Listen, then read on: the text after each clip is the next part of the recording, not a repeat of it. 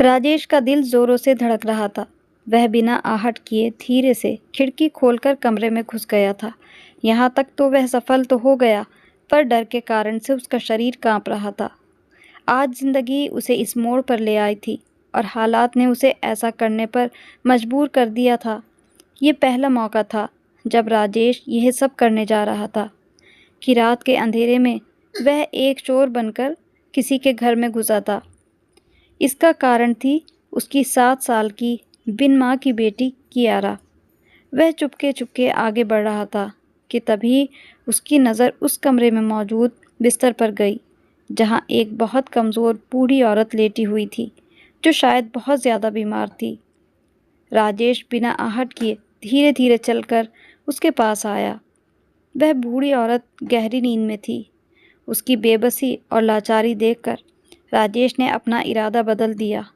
एक तरफ राजेश की बेटी थी जिसके लिए वह यहाँ चोरी करने आया था, लेकिन अब वह बिना चोरी किए ही जा रहा था। पर जाने से पहले उसने अपनी जेब से एक चीज़ निकालकर वहाँ रख दी और लौट आया। अपनी 1 साल की बेटी को गोद में उठाते हुए आज राजेश की आंखों में आंसू आ गए, क्योंकि उसकी बेटी कियारा बहुत ज़्यादा बीमार थी। वह लगातार रोए जा रही थी। राजेश को समझ नहीं आ रहा था कि वह अपने बेटे को कैसे चुप करे। डॉक्टर के बताए अनुसार सारी दवाइयाँ दे दी थी। उसकी बेटी को तेज़ बुखार था, जिसके कारण वह बहुत बेचैन थी। जब कियारा 6 महीने की थी तो उसकी माँ इस दुनिया से चल बसी थी। कियारा की बेचारी की गोद इतनी छोटी सी उम्र में ही छिन गई थी। जैसे तैसे करके राजेश अपनी एक पड़ोस वाली अम्मा का सहारा लेते हुए अपनी बेटी को पाल रहा था।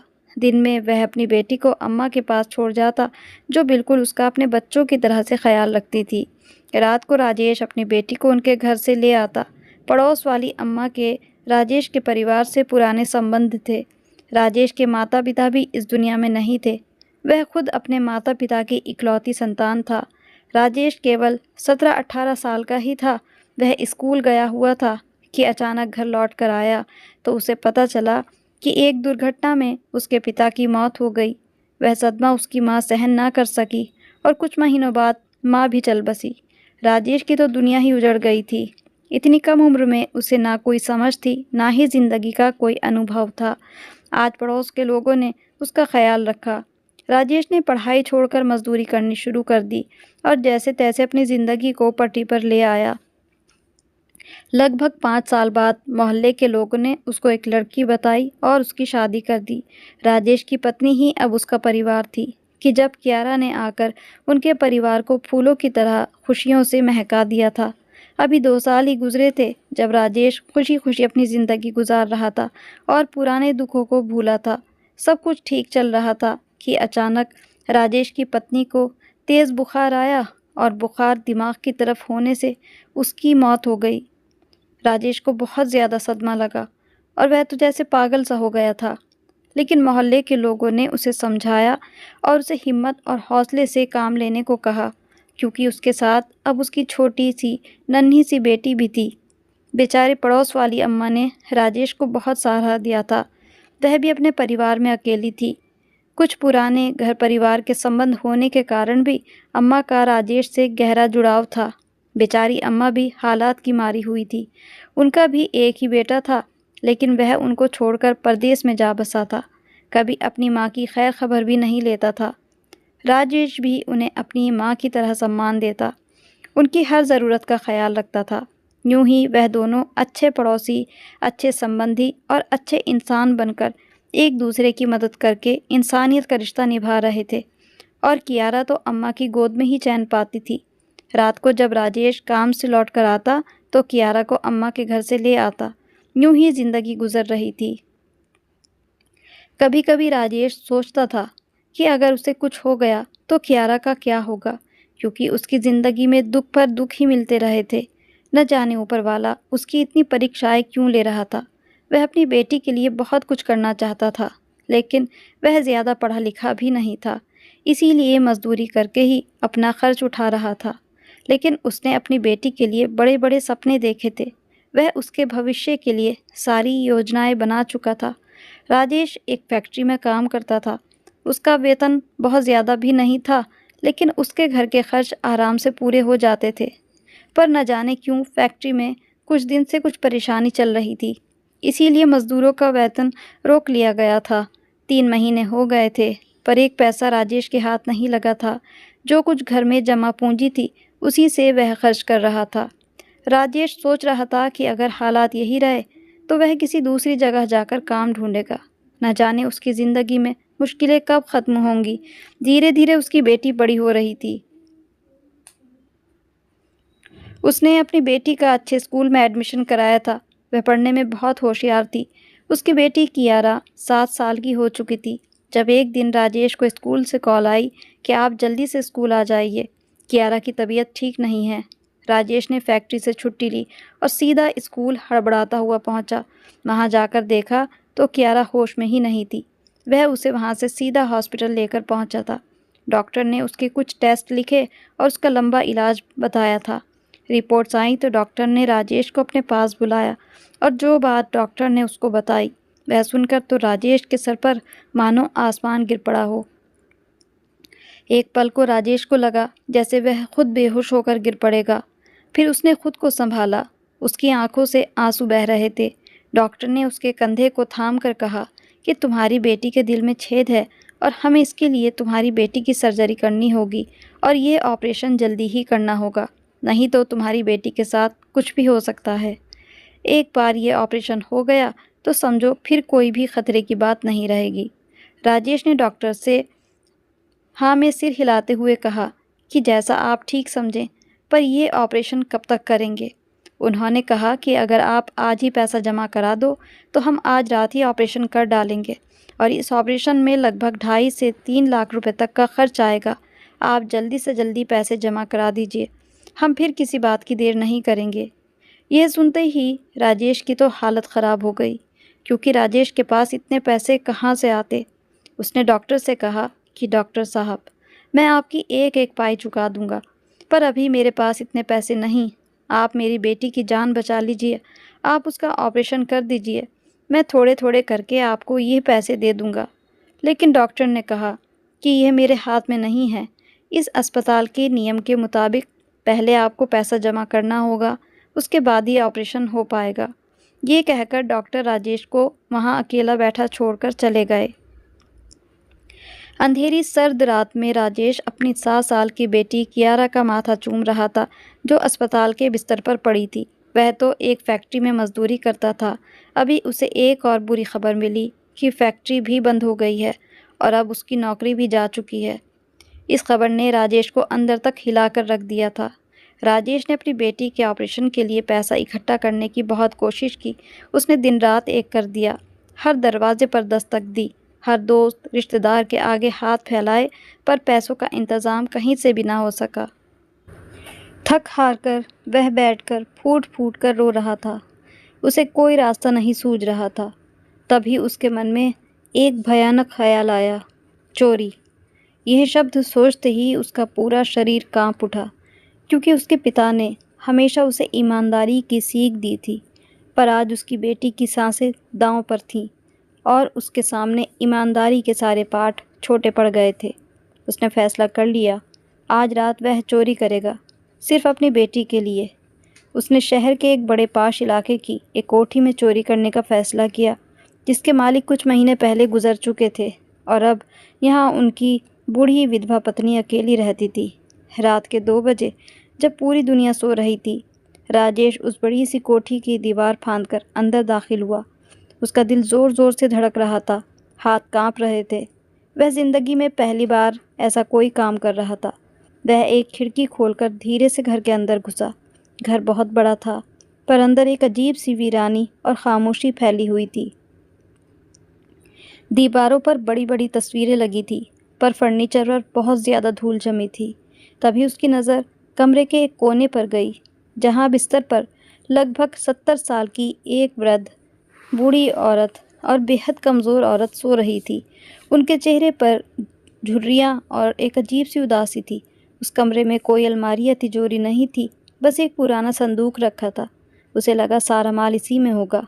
वह धीरे से उस संदूक की ओर बढ़ा, तभी उसकी नज़र बिस्तर के पास रखी मेज़ पर पड़ी। मेज़ पर दवाइयों की कुछ शीशियाँ और एक अस्पताल का पर्चा पड़ा था। राजेश ने झुककर उस पर्चे को देखा। उस पर लिखा था वसुंधरा शर्मा, हृदय रोग, और नीचे दवाओं की एक लंबी लिस्ट थी, जिनमें से ज़्यादातर पर लाल कलम से निशान लगाया गया था। शायद वे खरीदी नहीं गई थी। पर्चे के पास ही एक फटा हुआ पर्स पड़ा था। राजेश ने कांपते हाथों से उसे खोला। अंदर सिर्फ कुछ चिल्लर और एक 10 का फटा हुआ नोट था। यह देखकर राजेश को जैसे बिजली का झटका लगा। वह कोठी तो मालदार और रईस लोगों की है, लेकिन ये बूढ़ी औरत, ये तो खुद इतनी गरीब और लाचार है, और मैं इसके घर चोरी करने आया हूँ। उसे अपने फैसले पर दुख और पछतावा होने लगा। इस बूढ़ी अम्मा की हालत तो मुझसे भी ज़्यादा ख़राब लग रही है। उसने उस सो रही बूढ़ी औरत के चेहरे को देखा। उसे लगा जैसे वह उसकी अपनी माँ हो, जो सालों पहले बीमारी और गरीबी से लड़ते लड़ते चल बसी थी। दूसरी ओर एकदम से उसे अपनी बेटी का ख्याल आया, जिसकी ज़िंदगी दांव पर लगी थी। शायद ऊपर वाला भी नहीं चाहता था कि राजेश किसी के साथ भी बुरा करे। उसकी आंखों से आंसू बहने लगे। वह चोर बनने आया था, पर यहाँ की गरीबी और बेबसी देखकर उसके अंदर का इंसान जाग उठा था। उसने अपनी जेब में हाथ डाला। उसने वही 5,000 रुपये पड़े थे जो उसने अपनी बेटी के शुरुआती टेस्ट के लिए किसी से उधार लिए थे। उसने एक पल भी नहीं सोचा। उसने वह 5,000 रुपये निकाले और बड़ी सावधानी से उस बूढ़ी अम्मा की मेज़ पर रख दिए, उस फटे हुए पर्स में रख दिए। उसने मन ही मन कहा, अम्मा मुझे माफ़ कर देना, काश मैं तुम्हारी कुछ और मदद कर सकता, पर शायद ये छोटी सी रकम तुम्हारी कुछ दवाइयों के काम आ जाए। ये कहकर वह जैसे दबे पाँव आया था, वैसे ही उस खिड़की से बाहर निकल गया। आज वह दुनिया का सबसे असफल चोर था, जो चोरी करने गया था और अपनी आखिरी पूंजी भी लुटा आया था। पर उसके दिल में गिल्ट की जगह एक अजीब सा सुकून था। अगली सुबह जब शकुंतला जी की आँख खुली, तो वह यही सोच रही थी कि कैसे उनकी दवाई आ पाएगी, क्योंकि उनकी जमा पूंजी अब सब खत्म हो चुकी थी।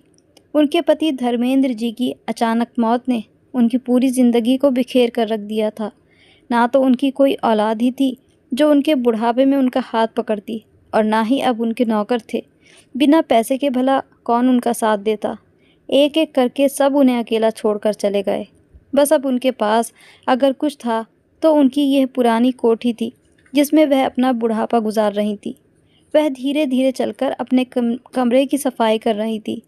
तभी अपनी मेज़ को साफ़ करते हुए उन्होंने जैसे ही अपने पर्स उठाया, तो उन्होंने देखा उसमें 500-500 के 10 नोट पड़े थे।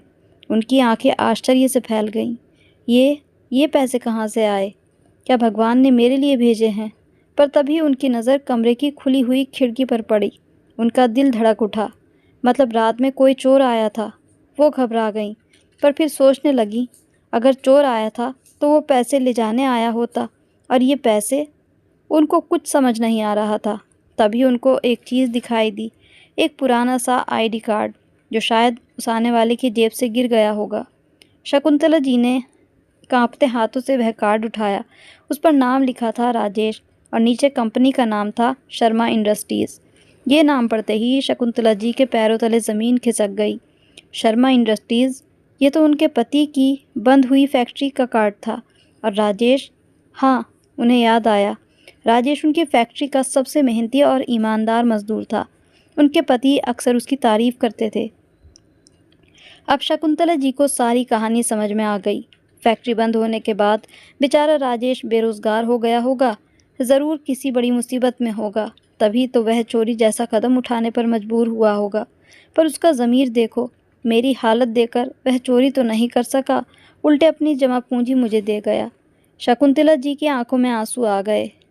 उनके दिल में उस अनजान चोर अपने पुराने कर्मचारी के लिए दया और सम्मान का भाव उमड़ आया। पर अब वह क्या करें? एक तरफ एक चोर था जिसने उनके घर में घुसने का अपराध किया था, और दूसरी तरफ एक मजबूर और नेक दिल इंसान था जिसने उनकी मदद की थी। वह सोच ही रही थी कि तभी दरवाजे पर पुलिस की गाड़ी का सायरन सुनाई दिया। शायद रात में किसी पड़ोसी ने पुलिस को फ़ोन कर दिया था। पुलिस अंदर आई। इंस्पेक्टर ने शकुंतला जी से पूछताछ शुरू की। अम्मा जी, क्या आपके घर में चोरी हुई है? शकुंतला जी का दिल कांप उठा। अगर उन्होंने सच बता दिया तो पुलिस राजेश को पकड़ लेगी और उसकी ज़िंदगी बर्बाद हो जाएगी। और अगर झूठ बोला तो कानून का क्या होगा। शकुंतला जी ने दोनों पुलिस वालों को बिठाया और चाय पानी के लिए कहा और कहा, मैं आपसे अभी बात करती हूँ। पुलिस वालों ने मना किया कि अभी हम ड्यूटी पर हैं, लेकिन शकुंतला जी के प्यार से कहने पर वह थोड़ी देर के लिए रुक गए। तभी दूसरा पुलिस वाले ने अपना मोबाइल चलाया, जिस पर खबर चल रही थी कि एक बच्ची जिसके दिल का ऑपरेशन होना है, उसकी हालत बहुत गंभीर है और उसके लिए पैसों की बहुत ज़्यादा ज़रूरत है। पुलिस वाला कहने लगा, सर, यह खबर तो हमारे सिटी हॉस्पिटल की है। शकुंतला जी तब तक चाय बनाकर ले आई थी। वह भी उनके मोबाइल से वह खबर देखने लगी। एक बच्ची की हालत बहुत गंभीर है, उसके ऑपरेशन के लिए 5 लाख रुपए चाहिए। उसके बाप का नाम राजेश है। ये खबर राजेश ने ही मोबाइल पर डाली थी और उसने अपनी पहचान, अपना फ़ोन नंबर, सब कुछ दिया था और लोगों से अपनी बच्ची की मदद के लिए गुहार लगाई थी। साथ ही साथ ये भी बताया कि वह पहले शर्मा इंडस्ट्रीज़ में काम करता था और कैसे उसकी नौकरी छूट गई और वह बेरोज़गार हो गया और कैसे मुश्किलें उसके जीवन में आती रहीं। ये सुनते ही शकुंतला जी ने अपना फ़ैसला कर लिया और पुलिस वालों से कहा कि नहीं इंस्पेक्टर साहब, मेरे घर में कोई चोरी नहीं हुई है, किसी को ज़रूर कोई गलतफहमी हुई है। अब पुलिस वालों के पास कोई चारा नहीं था। शकुंतला जी के बयान पर वह चुपचाप वहाँ से चले गए। शकुंतला जी ने अपनी साड़ी के पल्लू से आंसू पोंछते हुए शकुंतला जी के पास पुराने सोने के कंगन थे, जो उन्होंने छुपा कर रखे हुए थे कि जब उनके पास कुछ भी नहीं बचेगा तो बुरे समय में यही कंगन उनके काम आएंगे। उन्होंने वह कंगन लिए और सीधा उस सुनार की दुकान पर गईं, जहां उनके पति अक्सर जाया करते थे। उन्होंने कंगन बेच दिए। उससे जो भी 2.5-3 लाख रुपए मिले थे, लेकर वह सीधा सिटी हॉस्पिटल पहुंची। वहां राजेश अपनी बेटी के बिस्तर के पास बैठा रो रहा था। शकुंतला जी ने उसके कंधे पर हाथ रखा। राजेश ने चौंक कर देखा। आप यहाँ? शकुंतला जी को देखकर उसे गुजरी हुई रात का सारा किस्सा याद आ गया, जब उनकी कोठी में वह चोरी करने गया था और कुछ पैसे रखकर लौट आया था। शकुंतला जी मुस्कुराईं। राजेश आश्चर्यचकित था उन्हें अस्पताल में देखकर। वह अब उसके सामने थीं। आप नहीं बेटा, माँ कहो। आज से तुम मेरे बेटे हो और तुम्हारी ये बेटी मेरी पोती है। उन्होंने पैसों से भरा बैग राजेश के हाथ में रख दिया। ये लो और अपनी बेटी का ऑपरेशन करवाओ। बाकी के पैसों का इंतज़ाम भी मैं कर दूंगी। उन्होंने ही राजेश को बताया कि जिस फैक्ट्री में वह काम करता था, वह उसके मालिक की पत्नी है। क्योंकि राजेश ने कभी उनको देखा नहीं था, इसीलिए वह पहचान न सका। राजेश की आंखों से आंसू नहीं रुक रहे थे। वह शकुंतला जी के पैरों में गिर पड़ा। अम्मा, आपने मुझे बचा लिया। मैं तो अपराधी हूँ। आपने मेरे लिए इतना सब क्यों किया? शकुंतला जी ने उसे उठाकर अपने गले से लगा लिया।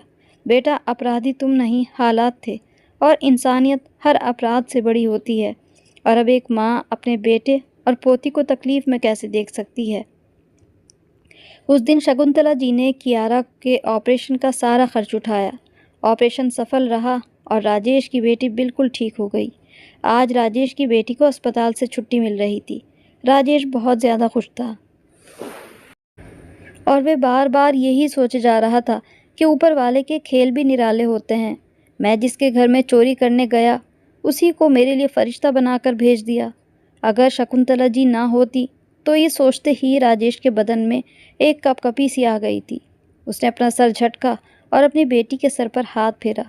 शकुंतला जी तो पूरी तरह अपना कर्तव्य निभा चुकी थी। अब बारी राजेश की थी। उसने सोच लिया था कि किसी भी तरह करके शकुंतला जी के वह पैसे लौटाएगा ज़रूर, और जब तक वह जिंदा रहेगा हमेशा उनकी सेवा करता रहेगा। राजेश कियारा को लेकर घर आ गया था।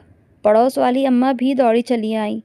उन्होंने भी राजेश को मदद देने में कोई कमी न छोड़ी थी। बेचारी अम्मा बूढ़ी थी, लेकिन फिर भी जो उनसे बन सका उन्होंने किया। अपने घर से खाना बनाकर धीरे धीरे चलकर ऑटो में बैठकर वह रोज़ राजेश और कियारा के लिए घर से बना ताज़ा खाना लेकर जाती थी। राजेश ने उन्हें शकुंतला जी के बारे में सारी बात बता दी थी।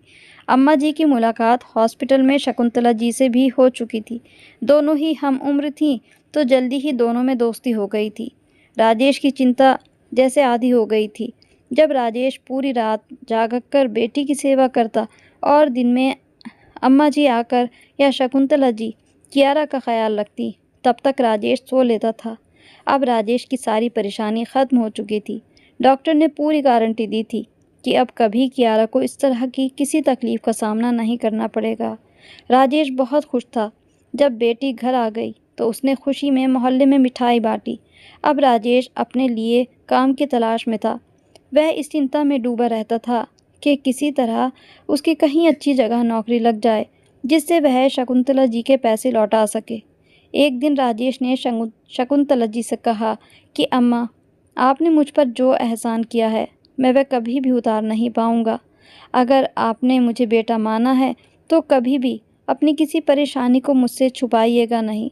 मैं आपका बेटा ही हूँ और हर बेटे का कर्तव्य होता है कि वह अपनी माँ की सारी चिंताओं को दूर कर दे। एक दिन शकुंतला जी ने राजेश से कहा कि राजेश, तुम्हें तो सारी बात पता ही है कि किन हालात में फैक्ट्री बंद हुई।